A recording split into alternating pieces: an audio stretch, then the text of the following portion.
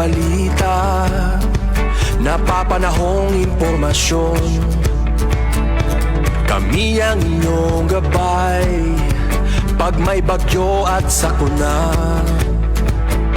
Serbisyo ng gobyerno kapag may nangangailangan. Mga proyekto ng Pangulo, damang-dama ang pagmamahal niya. Tulay ng mga hinaing, ang problema ng bayan ating lulutasin. Tulay sa himpapawid, tulay ng pagbabago. Radyo Pilipinas, Radyo Publiko ng bagong Pilipinas. Radyo Publiko, Radyo Pilipinas, Radyo Publiko ng bagong Pilipino. Mga proyekto ng Pangulo, damang-dama ang pagmamahal niya. Radyo Pilipinas, Radyo Publiko, ang boses ng Pangulo.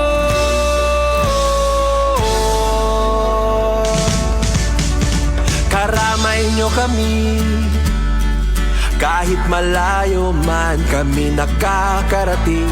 OFW magsasaka, buhay ay iba't iba, san mang lugar ng bansa natin. Tulay ng mga hinaing, ang problema ng bayan ating lulutasin. Tulay sa himpapawid, tulay ng pagbabago. Radyo Pilipinas, Radyo Publiko ng bagong Pilipinas. Radyo Publiko, Radyo Pilipinas, Radyo Publiko ng bagong Pilipino. Mga proyekto ng Pangulo, damang-dama ang pagmamahal niya. Radyo Pilipinas, Radyo Publiko, ang boses ng Pangulo. Radyo Publiko, Radyo Pilipinas, Radyo Publiko, Radyo Pilipinas. Ito ang Presidential Broadcast Service. Radyo Pilipinas, Radyo Publiko ng bagong Pilipinas para sa bagong Pilipino.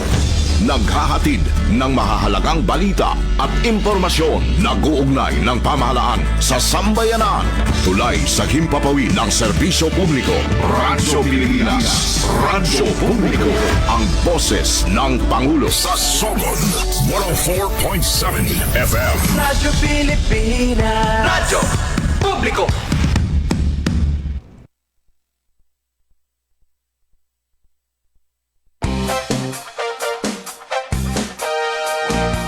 This is DYDC-FM 104.7, your development campus radio, broadcasting from the beautiful campus of the Visayas State University, Visca, Baybay City, Leyte, Philippines.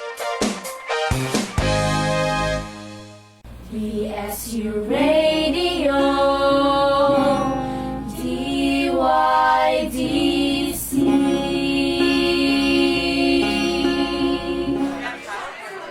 Dali girl, mag-TikTok na ta.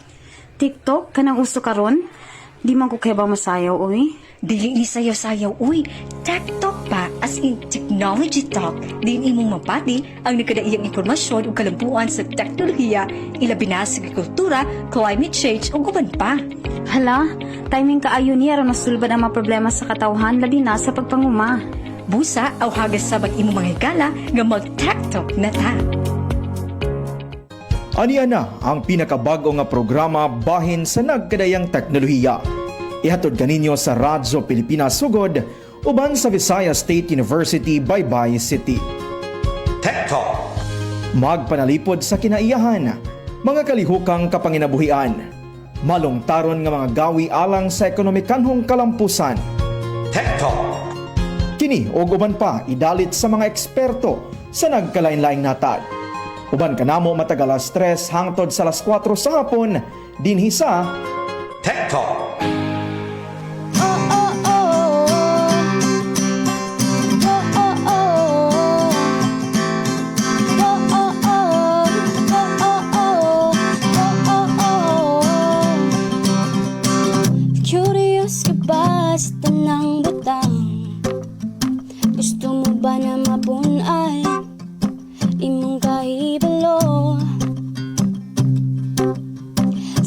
klase-klaseng kinaiyahan o panginabuhihan man, siyensya o teknolohiya. Dili ka na mo pasagdan sa pagkabot sa kalampusan. Kauban na to ang Radio Pilipinas o sa DYDC. Maminaw na ta sa TikTok, TikTok, TikTok. At ta mahinong danong programang TikTok, TikTok na ta. Maminaw na ta TikTok, sa TikTok, sa TikTok. At tao para sa kalambuan. TikTok, TikTok na ta. Mag-TikTok na ta.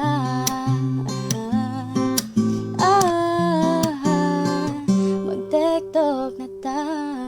Tech Talk. Yes, mayong hapon Luzon, Visayas, ug Mindanao, mayong hapon sa tanan nato nga mga kaigsunan no nga nakasubaybay na nining ato nga programa matag simana mga kaigsunan no karong adlaw nga Martes, Hulyo 7 tuig 2026 ang programang Tech Talk hatod kaninyo sa inyong pwersa sa Radyo Pilipinas, sa Radyo Publiko Sugod, DYDC-FM diha sa Visayas State University ug ang Southern Leyte State University. Gikan diri sa Radyo Pilipinas, sa Radyo Publiko Sugod sa ngalan sa atong station manager Sir Dindo Alaras, ingon man sa atong kauban sa Master Control Kuya Noel Palugod, kini ang inyong alagad sa kahanginan Alzon Malot. Mag-uban-uban kita mga higala kutob alas 4 sa hapon. Of course, no? Ato nga kauban matag episode nining programa nga Tech Talk, ang ato nga kaubanan diha sa DYDC FM 104.7 FM. Din karon nga hapon, ato nga makauban sa Pikas Linya. Kamusta? Og palihog na lamang sa pagpailaila usab sa ato nga bisita para sa karon nga hapon. Mikay, mayong hapon diha kanimo and kamusta? No? Ang ato nga dakbayan sa baybay or ang VSU in specific. Yes, Aljon, maadjong hapon. Good afternoon. Labi na sa atong mga kaubanan usab diha sa Radyo Pilipinas Sugod ug sa atong mga suking tigpaminaw diha sa probinsya sa Southern Leyte. Maadjong hapon. Mayong hapon usab Visayas State University panguluhan sa atong presidente Dr. Pros Ivy Epes and of course atong dakbayan Bye-Bye Leyte. Sa tanan nagpaminaw nato maparadyo man o via Facebook Live. Mga higala, we are live sa atong Facebook page, no? DYDC FM o Radyo Pilipinas Sugod. Sa makausap pa madyong hapon, mayong hapon mga higala, magwan-uban na sabkitan ning atong Martes nga edisyon ng atong tulumanon Tech Talk. Oo, so diri sa atong dakbayan sa Baybay Aljon, no? Okay, so far so good ang atong kahimtang karon and may gali no kay nagpakita na balik ang atong haring adlaw baguhay lang Aljon kay ganiha murag na action na pud to og dagumo no o apan karon nagpakita na pod apan mo lagi dili ka kumpiyansaan ang atong panahon karon and maay na lang dani Aljon no kay naay bag-o nga project kining gitawag og WAIS, weather advisory, something gagilunsad ang atong VSU para updated no kita kung unsa ang atong panahon, pila ang temperatura and other relevant information. Mikay, for non-VSU maka-download gihapon sa susamang application Mikay?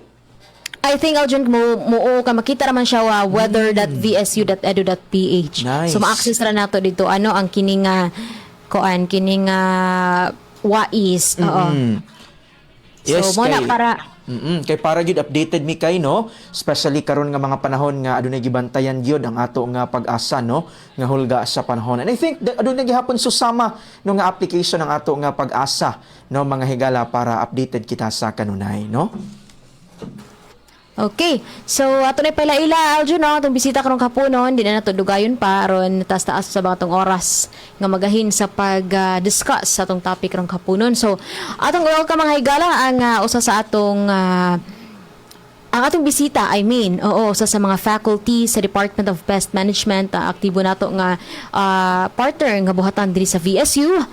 We have this afternoon Ma'am Mary Nila S. Quintos. Mayong hapon kanimo, ma'am. Mayong hapon diha, ma'am. Oo, so mga higala Aljon atong hisgutan ng kining kabahin sa mycotoxins and ensuring seed safety. So siguro for kung ano sa mga yanong nga tao, this sounds kana bitang murag technical siya. So atong himay-himayon kung unsa man dining ginatawag og mycotoxins. Oo. Yes, Ma'am Quintos, go ahead. Okay, ang kaning mycotoxins, no? So, di ba sa Department of Pest Management, deal magid may mga peste. So, isa sa peste, no, kaning mga fungi, ga-produce ni sila o gitawag nato nga mycotoxins, no? Pero dili pud tanan fungi ga-produce ana. Naray certain nga mga tawag nato fungi, no? So, usually makita ni siya sa mga cereal grains na to, mais, kanang sa paman, rice na ay gamay lang sa rice, sunya sa legumes, mga peanut, ingana, and sa mga oil seed sad, mga sunflowers, mga nuts, so ingana siya, no? So ang kaning mycotoxins manggod, kuan ni siya toxin, so hilo ni siya, no? So grabe ang effect ani niya, no? Dili ni nato siya makita, no? Even though nga makita nato ang fungi mismo, kay usahay ang fungi kung grabe ang condition, kung ang environment kay sigig ulan-ulan, unya taas kayo ang humidity, so mag-produce man na siya og kana ganing murag balhiboon nga green og color, napoy usahay black og color, pink og color. So mo nang timailhan nga mao na siya ang fungi do or ang agop-op. But then agop-op oo, mo na siya ang Bisaya nga term niya. Or kung sa Tagalog paamag man siguro na siya. Okay. So mao to nga kani siyang mycotoxin manggod, grabe ni siya og effect, no, sa like say for example kung kay ang ato ang gisgutan ron kay seed man, no, seed safety. So ang naiduha ka tumong ani, no. So sa una ang kanang pag-produce sa liso or kanang pangbinhi, so maapektuhan pod siya kung naay mycotoxin, no, kay dili mamaayo ang imuhang tubo kung magtanom kag binhi nga nanay nga mycotoxin. O ikaduha, ang mas importante kanang pangkaon gani nga kanang unsa ni pang consumption, no, kay nabi tay konsumo nga mga mais, naatay mga product nga corn grits ingana or kanang peanut. So amo na siya ang iyang dakupod nga kuan epekto. Epekto. So dapat gyud dili lang ang quantity ang importante, but also ang quality pod sa seeds. So, yes, Aljuno, maka-apekto na po siya sa growth tubo sa kining atong seeds, and ang pinaka matawag na tong delikado ang katug yung kuan kanang na ay kauno nato, no, kay maka naman po siya epekto kay yung sa tumam gi-mention mo ganiha nga poison.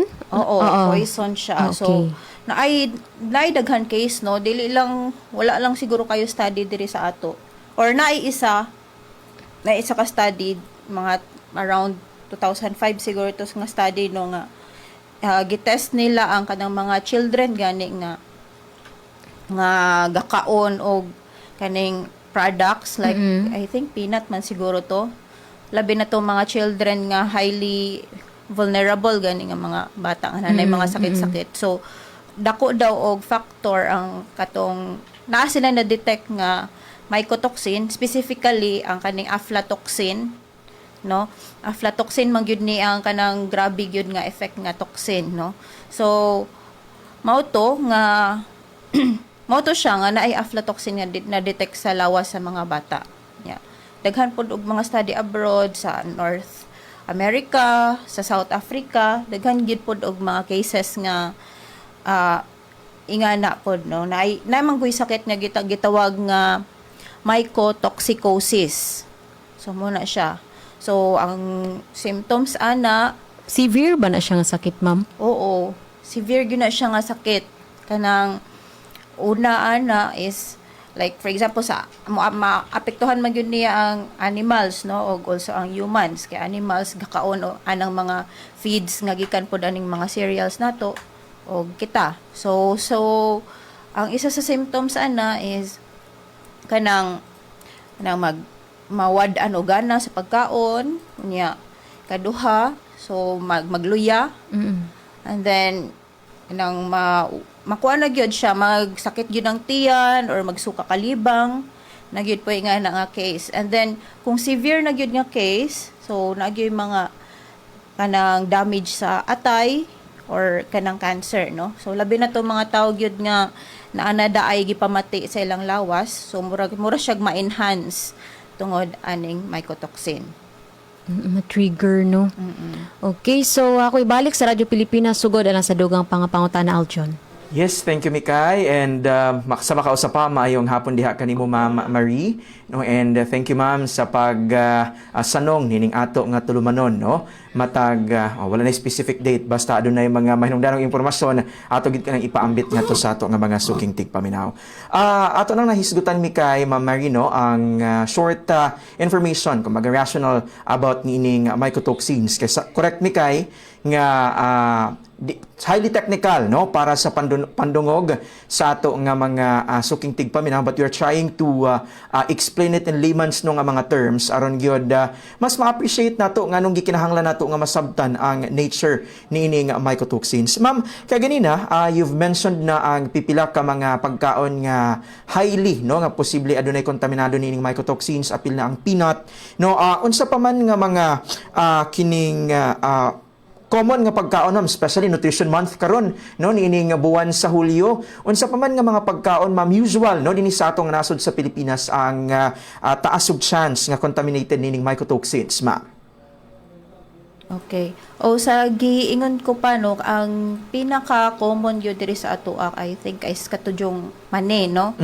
Nang mapalit nimo nga mani kanang roasted ba nga mani or kanang unsa pa nang isa ka luto? Dungagon.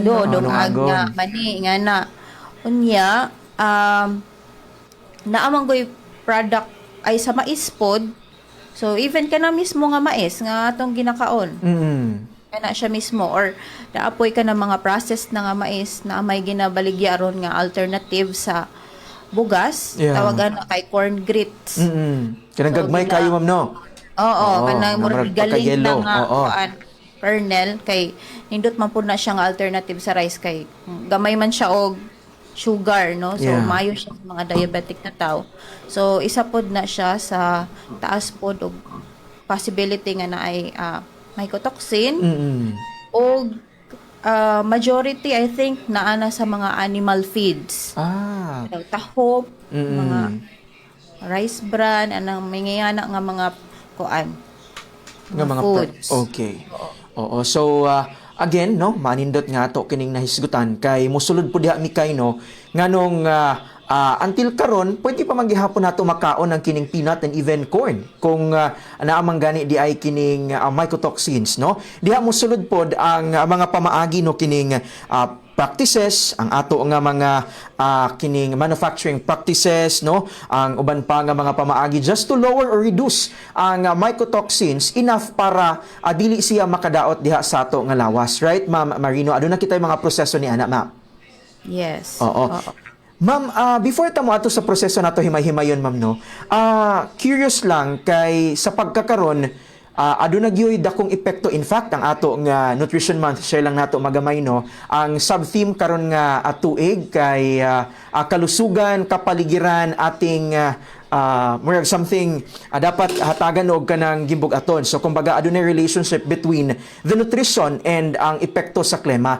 Ma'am, with mycotoxins, aduna ba epekto ang climate change karon, ma'am, ang pagtaas sa temperatura, no, sa pag kining contaminate niining, I mean taas nga content sa mais or sa corn man gani nining mycotoxins? Again, aduna ba epekto, ma'am, ang kining temperatura or humidity naka-contribute ba kana sa mycotoxins contamination, Ma'am Marie?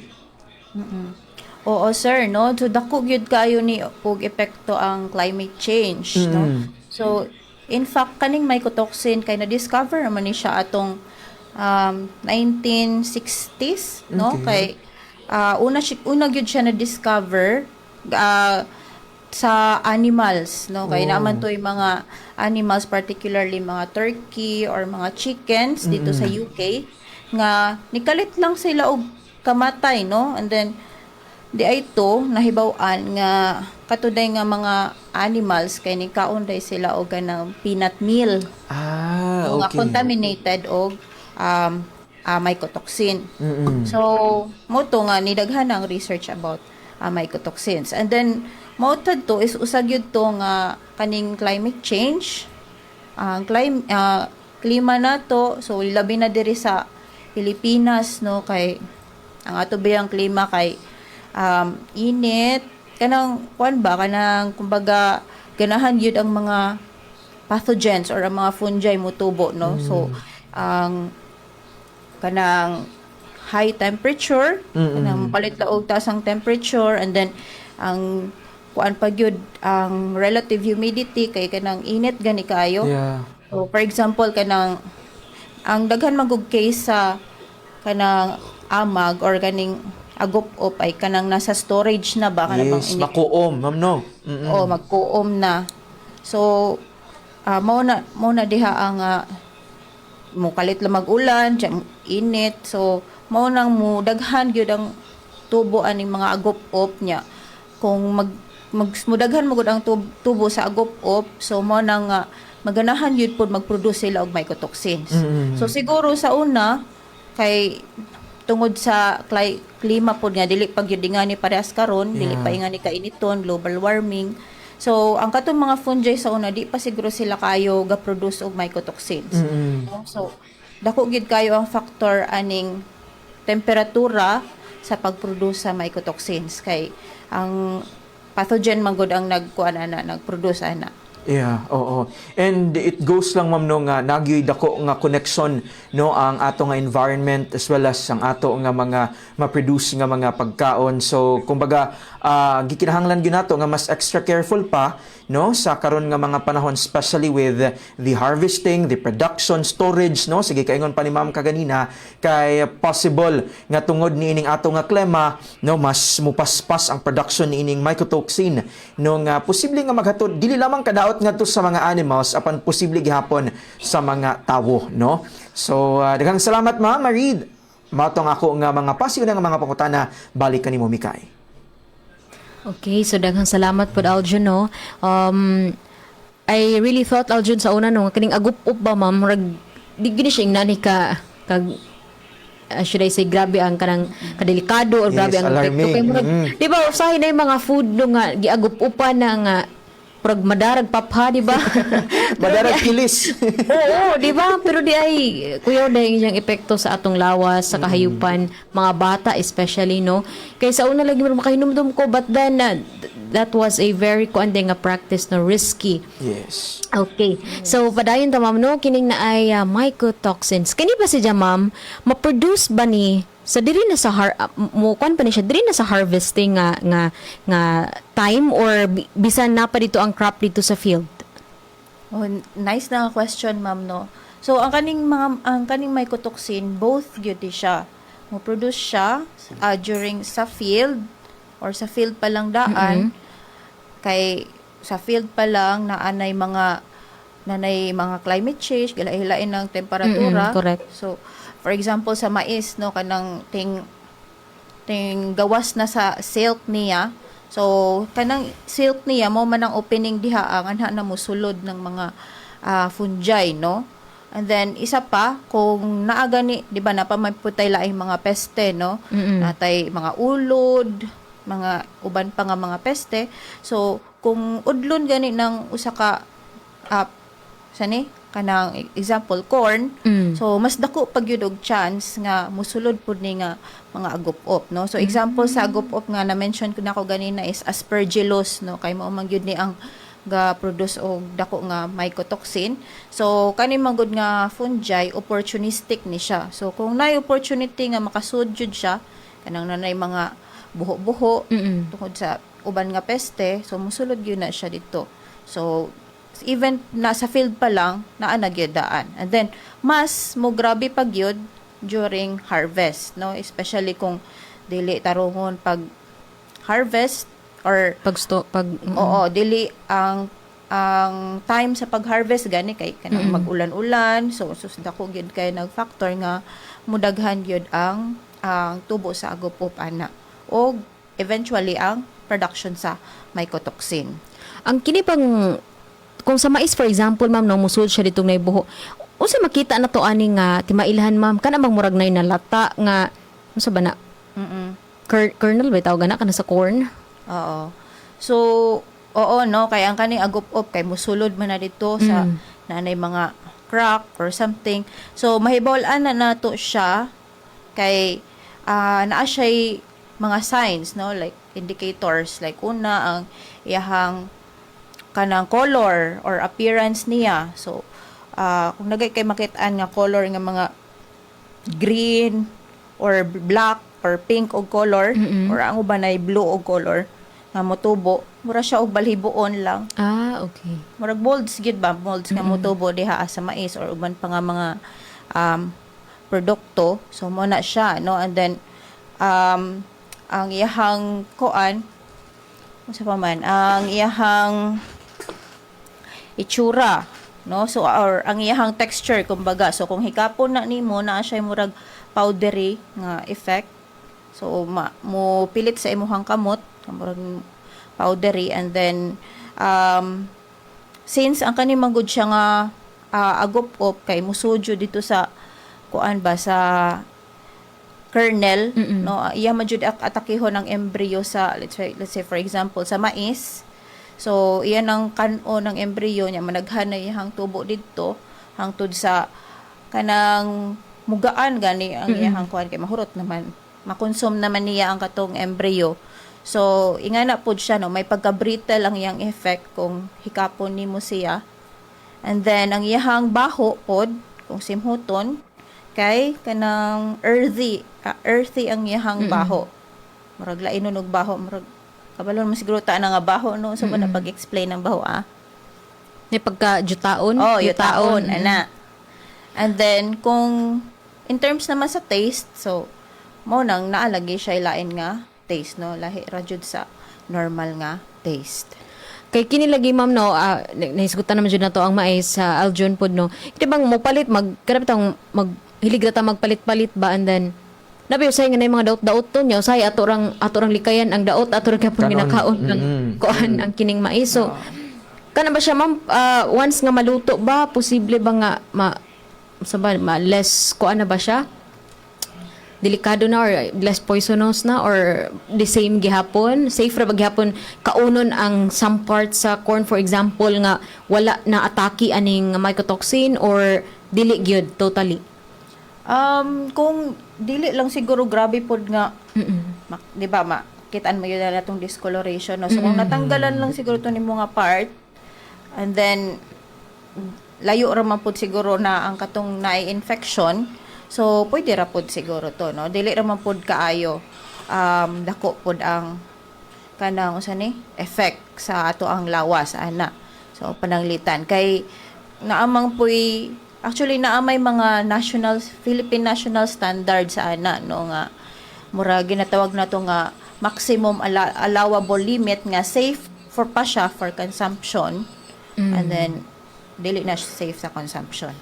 Okay. So last question ma'am no before na ko ibalik ni Aljon. Kini ba ma'am no di ba na naman jud toy di ba na mention man jud mo ma'am ang mga timailhan no signs like for example discoloration. So at all times gid ma'am no nga kanang visible sa tong naked eye or naay instances nga mura og healthy or okay tan-awon ang kining seed pero di ay to kuan na siya na ning apektado na siya ni ining mycotoxin. Na majority sa cases ma'am kung naa na jud siya discoloration mao na gyud na timailhan na gyud na no pero naa jud poy cases nga nanaday mycotoxin bisag ang itsura niya kay murag healthy or healthy pa kay kanang naa na diha ang fungi pero nagproduce naman siya mycotoxin no nya wala pa man niya na consume yun ang katong tong product no so mo to nga okay pagyapon na iyahang porma pero kanang mga rare cases lang pod no na siya. O say pinaka maadjong buhaton ka ana sa farmer ma'am para kanang in case ba nga naana na then murag pinakasayo nila nga maayo nga buhaton para malikayan ang mas grabe nga kadaot. I think gina-practice naman po siguro sa uban farmers ni no kanang mga usual lang gud nga mga practices like sakto nga pag-dry kay mao magyud na ang pinakaganahan anang agop-op no kanang moisture content nga tag-as. So dapat ay kung ang moisture content gani mo taas na nasa 15%, so ganahan na kayo ang fungi ana magtubo. So dapat i-maintain jud ang moisture content sa 12 to 14%, no? So sakto nga pag-dry. Unya kanang before pud magtanom, importante jud pud nang mo gamit ta og kanang mga certified seeds, no? Kay basin dayeg ang seeds pud nga gigamit kay kuan na pud ay kontaminado na day sa agop-op. So wa lagi hapoy gamit, no? And then ang ginagamit nga mga kuan murag plastic bag unsa ba na. So I think ang sako bag nga maayo gyud ana is kanang nagani kanang buslot-buslot ma'am. Kanang nay buslot-buslot.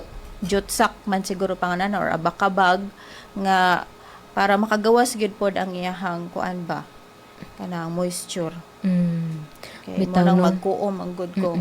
Normal lang nga plastic bag. Yes, so importante gadyo dahil Juno nga ano natin mga practices nga i-adapt sa matong sakto nga pagpauga sa atong seeds kay maulagi para malikayan kining contamination no kay sa humay ma'am pwede man pud ni sa humay ma'am no. Oo na pero dili jud kayo kay mga polish naman ang mga rice nato. Lagi kay usahay ba kay kanang pero di ka jud mauga unya ma-store. For example, like panahon na init and then medyo malain na tong seeds. Ang buhaton ba sa farmer na kay buwad ra nun, diyan pagaling.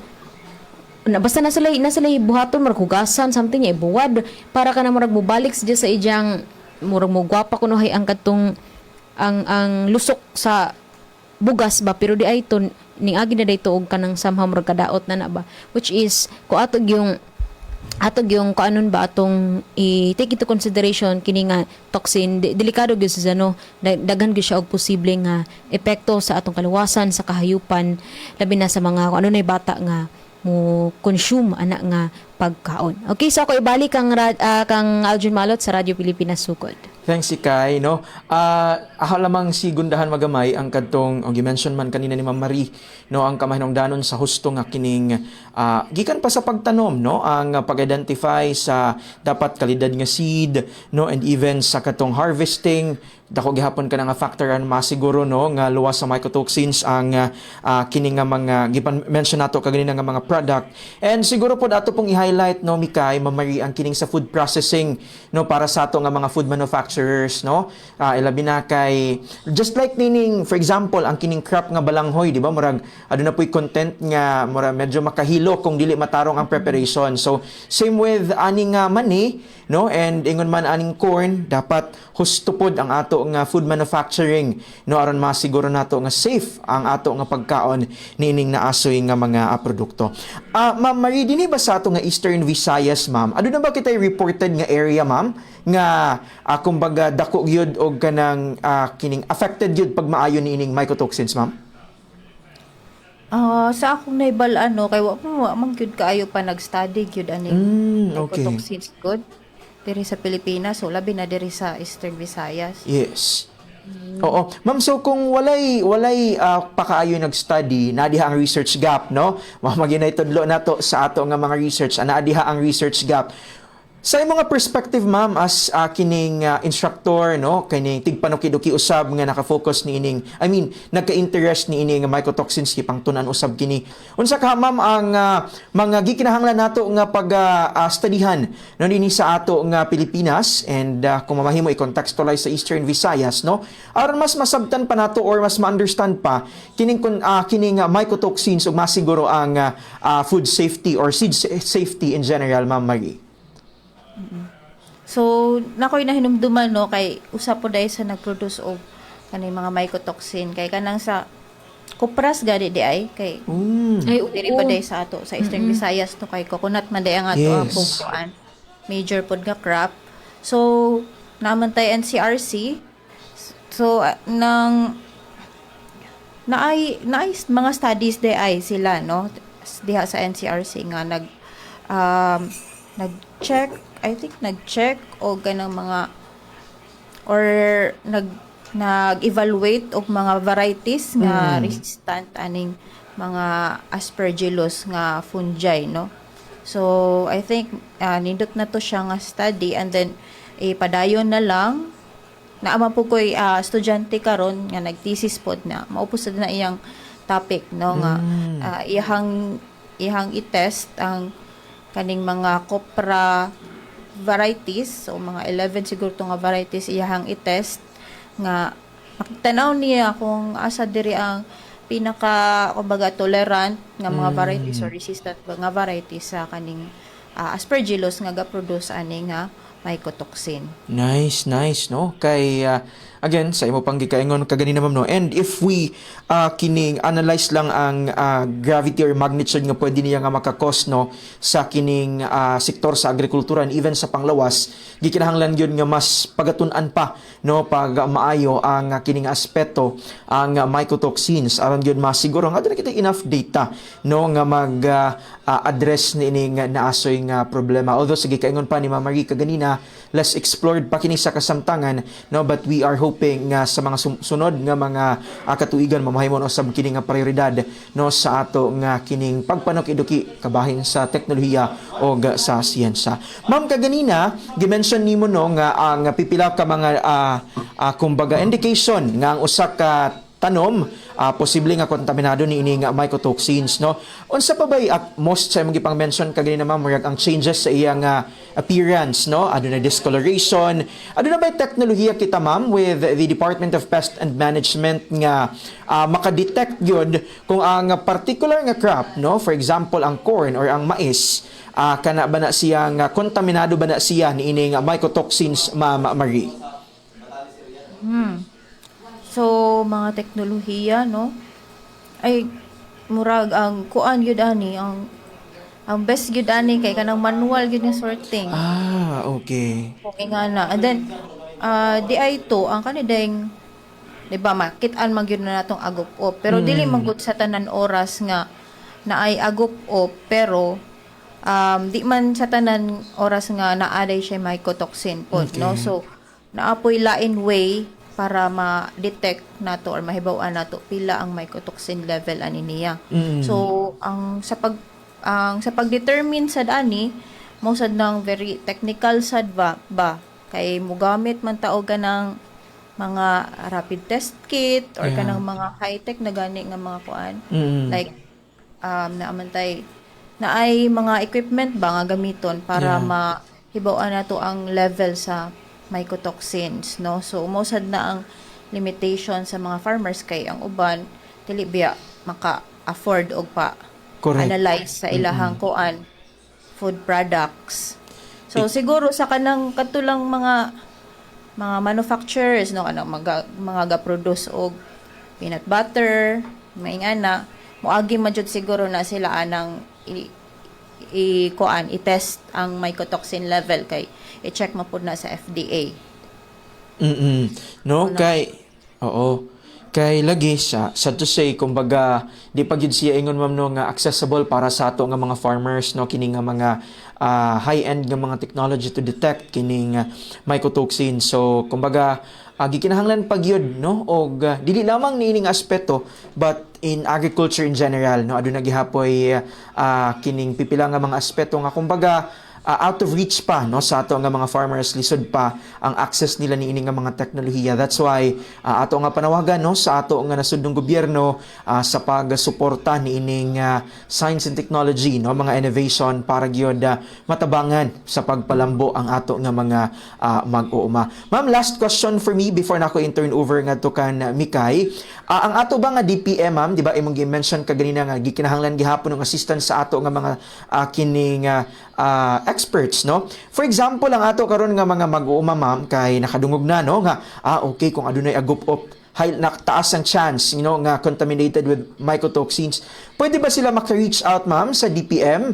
Ano na ba kita yung mga extension services para mas mapasabot sa ato nga mga mag-uma or matabangan sila sa pag-identify if adunay dako nga chance nga kontaminado sa mycotoxin no ang ilang nga mga pananom, Ma'am Marie? Yes, sir. Naagyod kay ang DPM na ami extension project, no? So, Nice. si Sir Melvin Smarteris ang head niya. So, isa man ni sa amo ang objectives po, no? Kaning pwede ang DPM kaya man niya maka-determine kung unsang fungi or unsang klase nga agop-op, and then from there pwede man may makaingon nga kani siya ga-produce ni siya og mycotoxin, no? But though dili gyud kami directly nga kami gyud ang ga-test kung pila ang mycotoxin kay wala man pud mi ani nga mga kanang equipment nga maka-determine sa level, pero at least kibaw mi nga kaniday siya nga klase nga agop-op ga-produce ni siya og mycotoxin. So pwede gyud sila maka-reach out sa DPM. Nice, no? Mao po na kanindot mi kay sa tanan nato nga mga nag-guest no sukad nagsugod kining ato nga programang Tech Talk. Mga guest gikan sa VSU, no, and even sa SLSU kay kung manginahanglan og tabang ang ato nga mga mag-uuma, which mo ang kanang kasagaran sa ato gyud nga mga target nining ato nga programa, no. Ana kanunay no andam nga mo extend og tabang pinaagi sa mga extension services no sa university or sa ilang nga mga buhatan kay lagi sa ato pang gikaingon kaganina gikinahanglan ang technical guidance, no, labi na ang technical guidance gyud gikan sa mga expert para mas masabtan sa ato nga mga mag-uuma ang kabahin no niining mga mycotoxins ug uban pa nga mga aspeto sa agrikultura. Daghang salamat, Ma'am Marie. Akong ibalik diha kanimo, Mikay. Okay, so daghang salamat, Aljon. Doon na patay 6 minutos no nga nahibilin. If ever mga higala, doon na may mga pangutana, pwede ninyo ibutang diha sa comment section sa itong Facebook Live or ipadala sa numerong 0963544991 aron matubag sa atong guest karong kahaponon, no? Kabahin sa kining atong topic nga mycotoxins. So, actually, wala na ko'y pangutana, Aljo, no? But, napakay mga other important or relevant information, ma'am, kalabot na itong topic nga pwede na ito mapaabot sa itong mga suking tigpaminaw. Okay. Ang ako lang siguro ingon, no, kay bisan pa og kaning mingon taghadlok ning mycotoxins, no? So basta dili lang gyud siguro jud taas in mahadlok gyud nga mukaon na hinuon og kaning mga produkto nga ga-produce aning mycotoxin, no? Kay basta ang ato lang gyud is sa side sa mga farmers, so dapat yung katulang sakto nga mga pamaagi sa pag-process or pagpauga, pag-harvest sa mga products, no? And then also kanang like for example sa kanang mga mani, no? So di lang pud kay ta mahadlok nga mukaon na di na hinunta mukaon na ng mani nga sinangag, no? Kay naman po yung mga studies nga ang kaning mycotoxin even though nga kuan siya stable gayud kay ni siya nga compound at a certain temperature nga labi nang i-roast na nimo ang peanut, so mo gamay man pud na ang level sa mga sa mycotoxin sa ana, no? Kumbaga naman po yung mga pamaagi para mawala ang mycotoxins, no?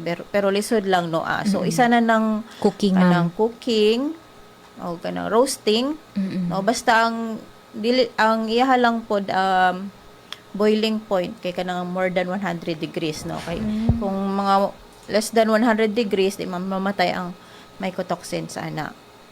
How about kining washing, ma'am? Makuan ba po ni? Makatabang ba po kung atong hugasan, for example, ang seed? Ma-remove ba ang mycotoxin, for example, ani? Kung washing lang nga normal nga tubig, dili mawala ang mycotoxin sa ana. Pero naay technology karon sa DOST kanang gitawag og nixtamalization. Kanang hugasan siya pero ang gamiton nimo dili nang normal nga tubig pero alkaline water ang imuhang gamiton, no? And then murag ipa-steep pa siya or ihumulon pa siya og pila ka hours, no? para gyud ma-detoxify, mawala ang katong mycotoxin bago gamiton ang katong imuhang Ang seed. Oo, ang seeds. So mo na siya ang nixtamalization. Kini ba nga technology, ma'am? Ako lang insert magamayon, ma'am, no? Kini ba nga technology, ma'am, is this kuan na murag widely disseminated to other areas diri sa Philippines, sa mga farmers? Dili lang ko sure ha kay kaning murag last 2 years lang pud ko kabatian no kaning sa ila maning project sa UST sa UPLB sa sani nutrition nga department kay mo to ang ilang project kay mangita sila paagi unsaon pag-reduce ang mycotoxin sa corn. Tapos ang kuan po no, usually pag ingon ani na nga murag magkuan na po ni siya oy na mag-entail po ni og cost, ma'am, no, which usa sa mga reasons nga kuan ang mga farmers po no pag-adapt sa mga teknolohiya. Anyways, we are looking kuan pa ni no kung unsa po nga technology maybe pohon atong mahisgutan ni kung unsa po ang kahimtang na ani sa pagkakaroon diri sa atong nasod Pilipinas. Yes, daghan kayong salamat, Ma'am Mary Quintos. Daghan kayong salamat sa higayon oras nga nakauban kadamo ning atong programang Tech Talk and of course atong partner station Radyo Pilipinas Sugod. Daghang salamat Aljo no sa mga ning atong partnership padayon nga nagpaabot og mga mahinungdanong impormasyon ngadto sa atong mga suking tigpaminaw pinagi sa mga teknolohiya ug uban pang inobasyon nga na develop dinhi sa atong tungaan VSU and even dito sa SLSU. So once again, thank you so much. Ingon man sa atong mga suking tigpaminaw, daghang salamat sa ngalan sa mong station manager Dr. Cristina Gabrilio. Kini si Micaela Gongora ang inyong kauban live dinhi sa Vizcabay by City Leyte. Yes, sa magkasapadagang salamat Ma'am Marie Nela Quintos sa pagpaambit o mga mahinungdanong impormasyon para gyud sa atong mga suking tigpaminaw, no? And of course, daghang salamat sa kinatibukang pwersa sa Department of Pest and Management sa kanunay nga sanong no sa ato usahay nga mga imbitasyon para pagpadangat nining mga impormasyon sa ato nga mga mag-uuma, no? And Bikay, of course, thank you no sa aton usab nga panag-uban sa paghatod nining mga mahinungdanong impormasyon sa programang Tech Talk. Gikan diri sa Radyo Pilipinas Radyo Publiko Sugod sa ngalan sa mga station manager Sir Dindo Alaras. Ingon man sa tunakauban sa Master Control ko Noel Palugod kini gihapon ninyo nga programang Tech Talk. Dali, girl! Tech Talk, Tech Talk, ita mahinungdanong programang Tech Talk na ta. Bambino na ta, Tech Talk,